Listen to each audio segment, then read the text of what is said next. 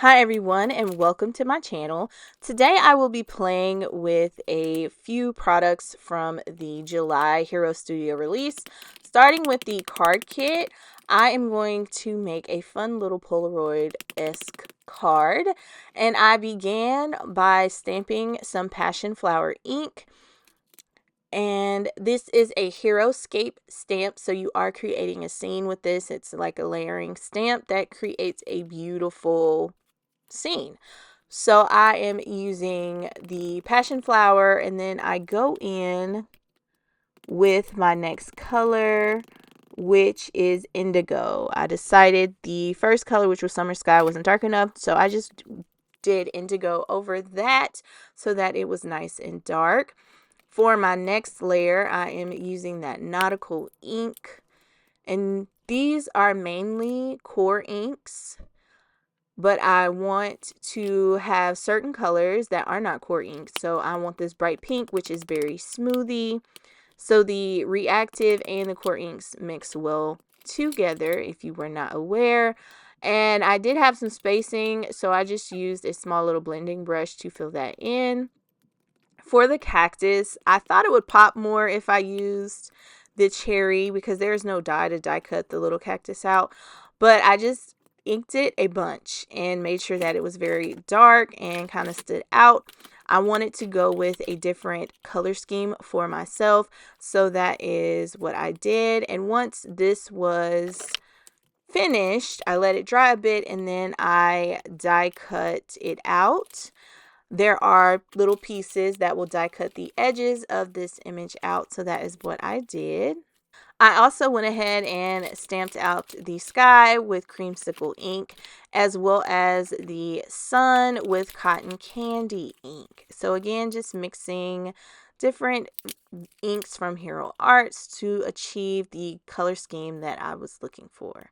But again, I lined up the edges of these dies to kind of put this together and be able to make layers, make the picture pop a bit.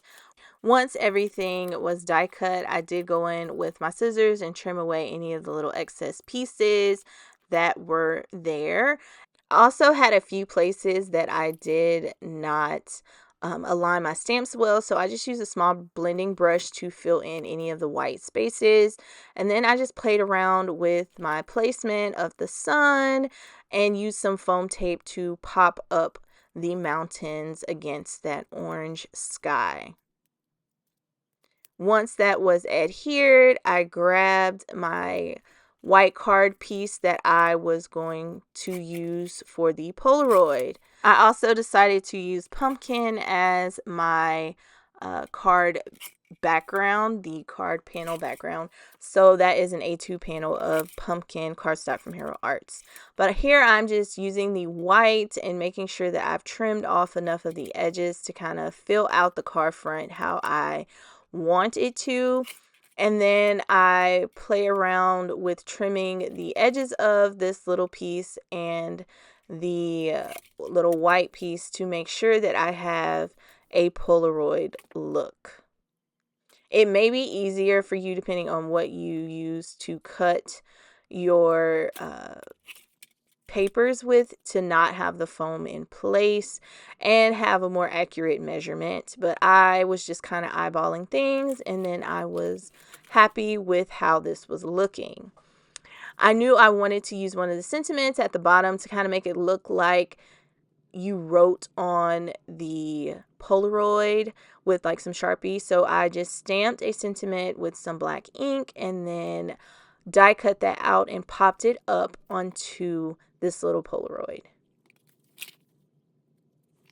Moving right along, I am going to create a card using the July stamping cut of the month, which is Sending Big Hugs. It looks like it would be on a fun postcard. I chose not to make a scene in the background like you may have seen others do, but I wanted to utilize the actual stamps in this stamp set completely, or as completely as possible. So I am grabbing a sheet of Bellini, which is included in the card kit, and I am inking that up with cotton candy ink.